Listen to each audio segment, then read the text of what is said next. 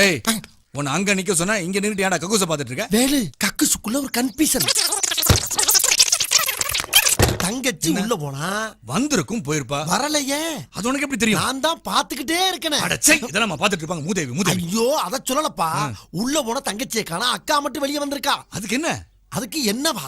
தங்கச்சி உள்ள போயிருக்கப்ப அக்கா மட்டும் எப்படி வெளியே வர முடியும்? கதவு திறந்து வந்திருப்பாடா. துறக்காம வர முடியாதே. தெரியுதுல. இப்ப நம்ம யார பக்கம் வந்திருக்கோம்? அக்காவை. அப்ப அக்கா எங்க? வெளியே வந்து உள்ள போயிருக்கா. மறுபடியும் கக்கூஸ்குள்ள போயிட்டாளா? ஐயோ இதுல இருந்து வெளியே வந்து ஆபீஸ்க்குள்ள போயிருக்காப்பா. சரி அதுல என்ன கன்ஃபியூஷன்? உனக்கு கிளியர் ஆச்சா? எனக்கு கன்ஃபியூஷனே ஆகலையே. தங்கச்சி உள்ள போன தங்கச்சி என்ன பண்ணிக்கிட்டு இருப்பா? இங்க அக்காவை பத்தி மட்டும் பேசு. சரி சரி சரி.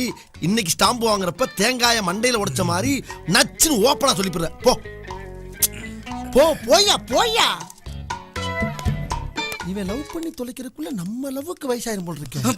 தப்பா பேசினா மனுச்சுக்கப்பா தெரியாமப்பா. கவுண்டர் மாறிட்டாடா. எப்பா அவ கவுண்டரா மாறினா செட்டியாரா மாறினா நமக்கு என்ன? காதலுக்கு ஜாதி மதமே கிடையாதுயா. போயா. இல்லடா அவ கவுண்டர் மாறிட்டாடா. என்ன கவுண்டர்? ஓ மணி ஆர்டர் கவுண்டர் மாறிட்டாளா? அப்படி சொல்ல வேண்டியதானே. அப்ப மணி ஆர்டர் அனுப்பிட வேண்டியதான். ஆமா எவ்வளவு வச்சிருக்க? ₹1.25 வச்சிருக்கேன். 1.25 ரூபாயா?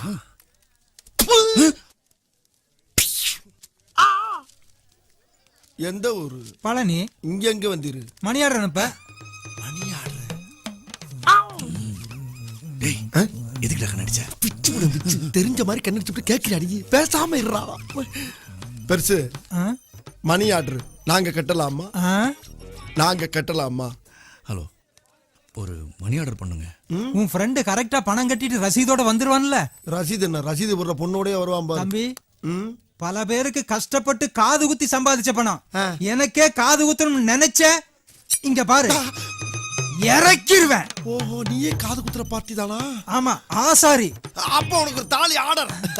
ஒண்ணு இல்ல ரெண்டு தாலியா? ஆமா அக்கா தங்கச்சி ரெண்டு பேரும் கேர் பண்ணிக்கிறோம்ல. அப்ப சரி உள்ள வையா. அப்ப இருந்து நிமித்திர மணியமாவே இருக்கு. தப்பா நினைச்சுக்காதீங்க. உங்கள்ட்ட ஒரு 2 நிமிஷம் தனியா பேசணுங்க. சொல்லுங்க என்ன பேசணும்? உங்க தங்கச்சி கிட்ட பேசுறதுனா தொட்டு கூட பேசிடுறேங்க. உங்ககிட்ட பேசுறதுனா மட்டும் உடம்பெல்லாம் விடன்னு அப்படியே வேர்த்துருதுங்க. உங்க முகத்தை பார்க்காம கடகடன்னு கொட்டிடுறேங்க. அது வந்துங்க அது என்னமோ தெரியலைங்க. உங்களை முத பஸ் ஸ்டாண்டில் பார்த்த உடனே உங்களை எனக்கு ரொம்ப பிடிச்சி போச்சுங்க. எத்தனையோ கோயில்கள் இருக்குது, எத்தனையோ சாமி இருக்குது. சிலருக்கு முருகரை பிடிச்சிருக்கு, சிலருக்கு பிள்ளையாரை பிடிச்சிருக்கு, சிலருக்கு அம்மனை பிடிச்சிருக்கு. எனக்கு உங்களை பிடிச்சிருக்கு. இதை பக்தின்னு சொல்லலாம், இல்லை காதல்னு சொல்லலாம், ஏன் பைத்தியக்காரத்தன்னு கூட சொல்லலாம். உங்கள் பதிலை மட்டும்